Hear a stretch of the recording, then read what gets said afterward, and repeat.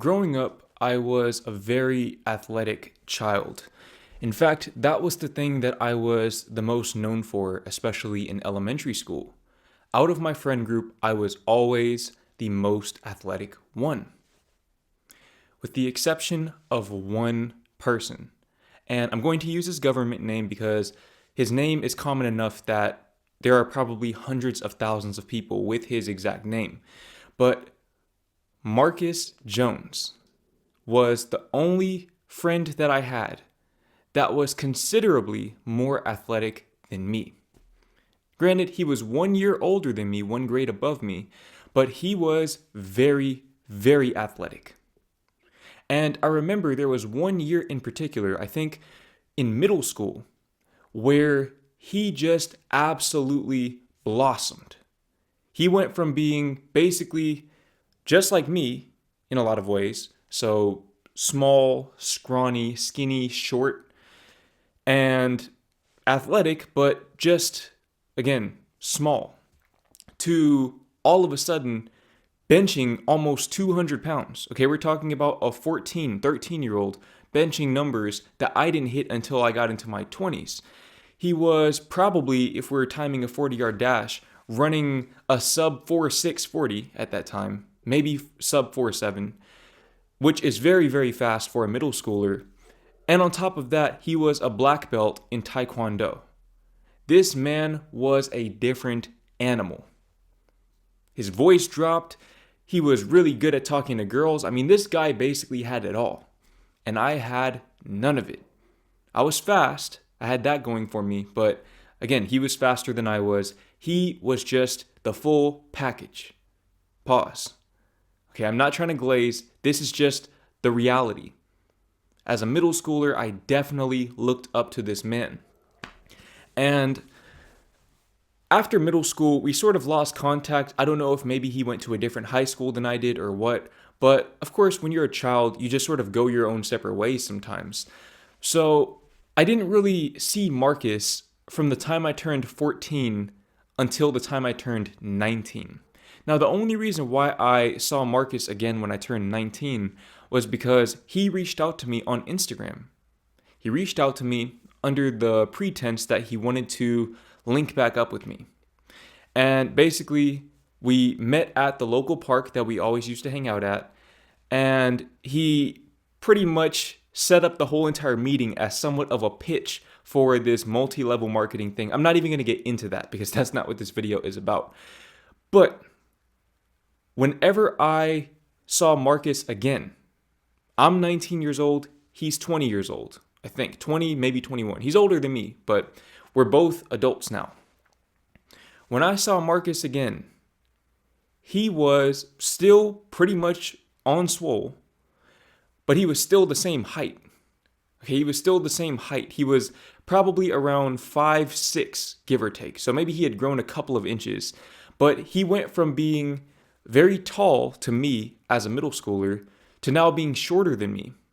And then, to cap it off, we raced. We decided to race, and for the first time in however many years I knew Marcus, I beat that man in a race.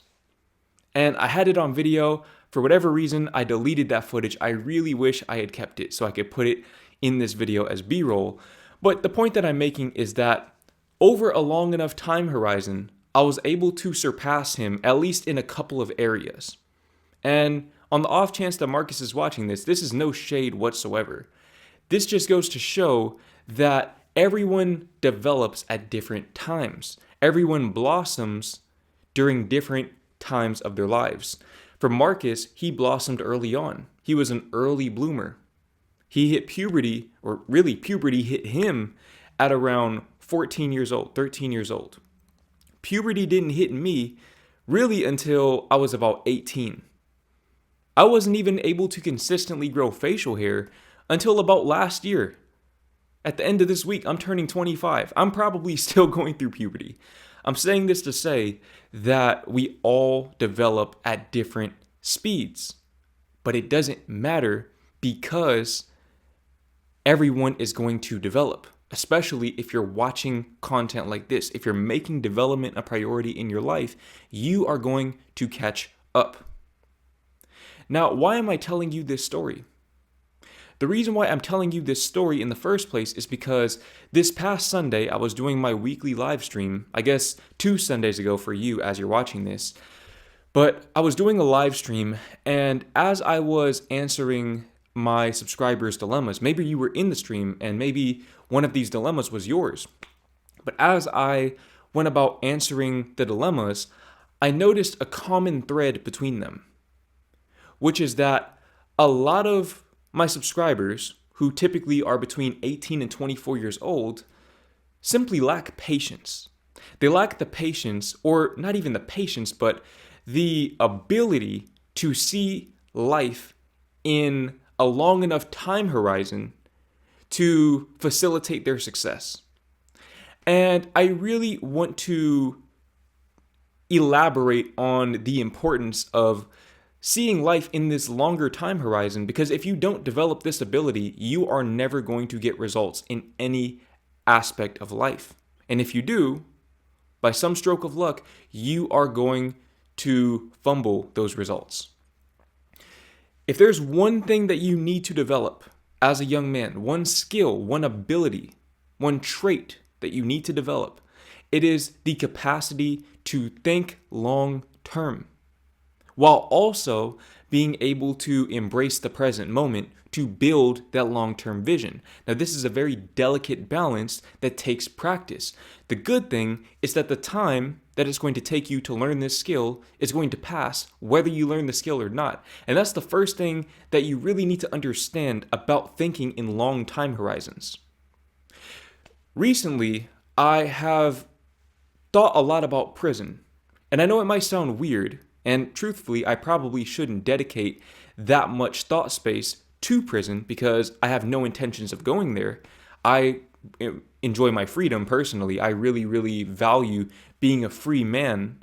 But I think the reason why I have become infatuated with the idea of prison is because I've realized that people are going to prison for 10 years, 20 years, 50 years even. There are people who have been in prison since my dad was in high school in the 80s, and they're still in prison right now, living the same day over and over and over again.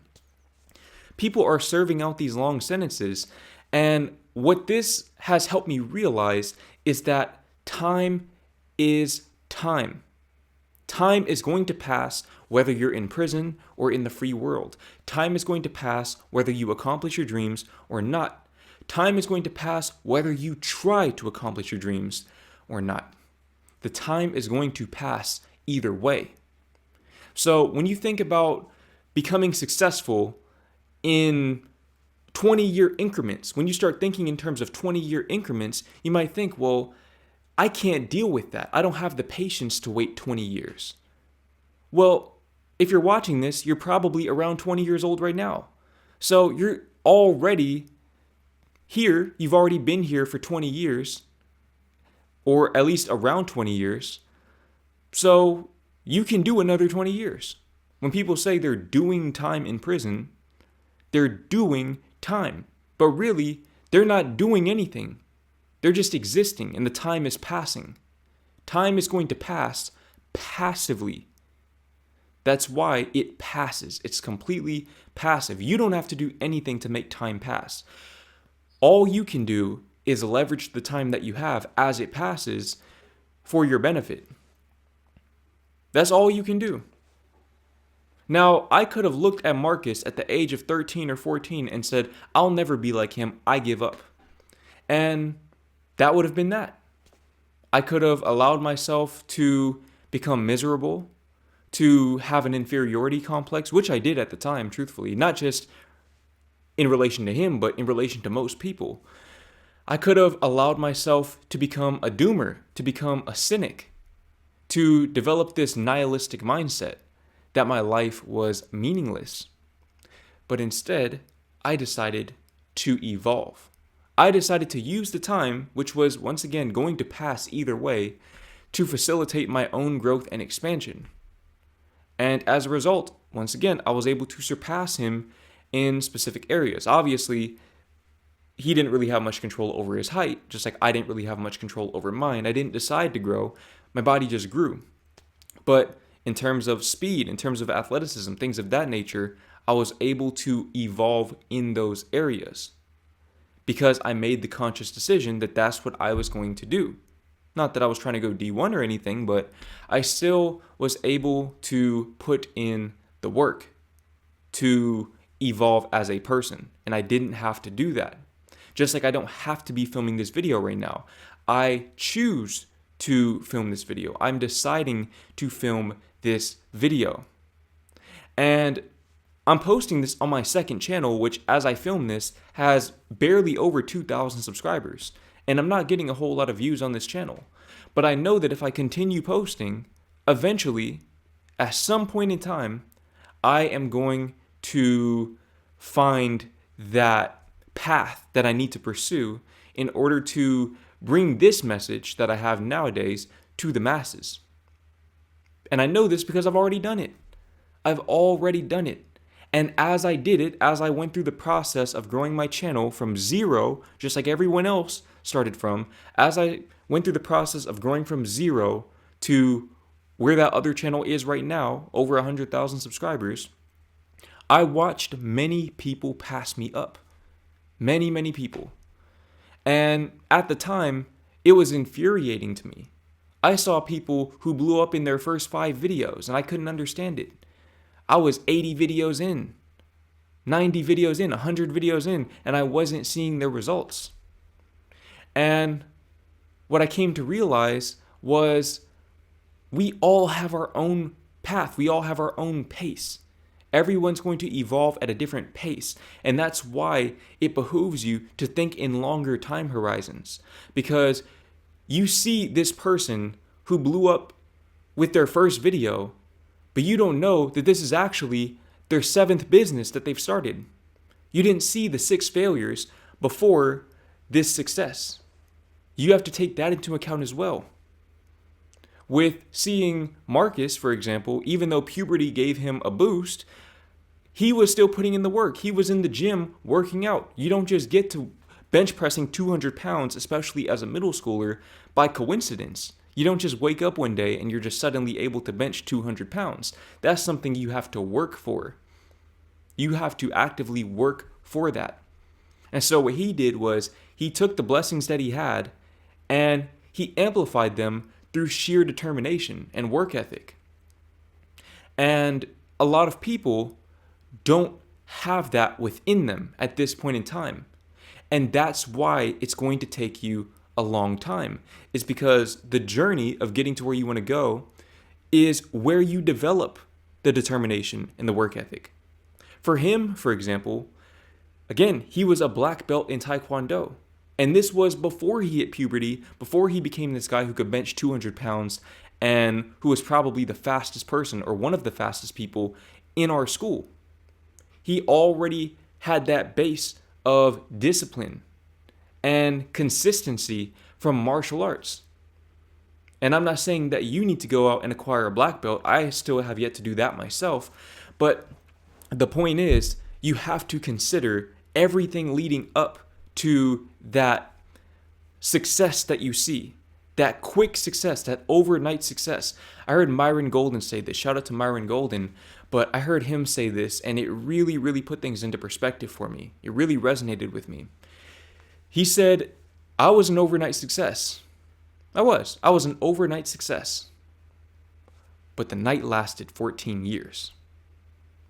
And truthfully, when it comes to being successful in any arena of life, fitness, relationships, career, anything in between or beyond, there is always a story associated with the success, a story leading up to the success that you don't know about. You don't know about those 6 failed businesses that came before the 7th one. You don't know about them. Why don't you know about them? Because they were failures. They were failures. And generally, you don't know about the failures because they failed. Or they're failures because you didn't know about them. But the point is, generally speaking, you're not going to know about the failures that people had to endure in order to get to where they are. And what you need to do if you want to be successful and if you just want to be happy and fulfilled in life is you need to develop an appreciation for that 14-year-long night. Because that is actually, believe it or not, the reward. The reward is the process. That's the reward. When you read a book, when you watch a movie, when you listen to somebody tell a story, if they just immediately jumped to the conclusion and gave no context behind it, the conclusion would be absolutely meaningless to you. And that is why you don't just buy books and only read the last page. You read the whole fucking story. You read the whole story because that's the reward. It's the experience. Start looking at your life like a book. Start reading your life in third person as if it were a book, or watching your life in third person as if it were a movie on the screen. And realize and recognize that the adversity that you're currently dealing with is actually your greatest blessing. Because that adversity is what you're going to use to inspire people one day. You wouldn't feel compelled to watch my videos if you didn't know that I've been through some bullshit. Probably the same bullshit that you're going through right now. You feel lost in life. You feel like people around you don't understand you because you don't want to pursue the beaten path. You don't want the life that they've essentially handed to you on this gold-plated platter. Because you know that, again, the platter is gold-plated. It's not solid gold. And that's just not what you want. I resonate with that. But I also understand after, 6 years in the game of entrepreneurship, that shit doesn't happen overnight. It never works like that.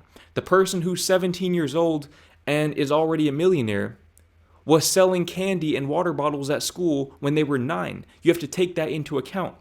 Even though they obviously weren't making millions of dollars doing that, even though they maybe only made $20 in their lifetime doing that particular business, they still built the fundamental mentality required of any entrepreneur, which is the ability to simply take action without necessarily worrying too much about success.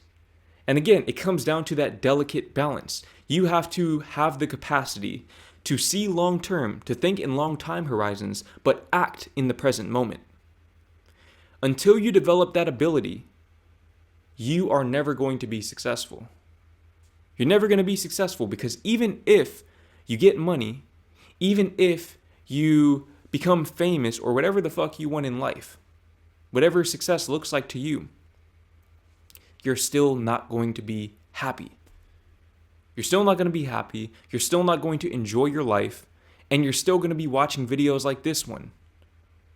Because you didn't develop the capacity to think in long time horizons and to consider the context and the conflict that everyone had to endure in order to conquer.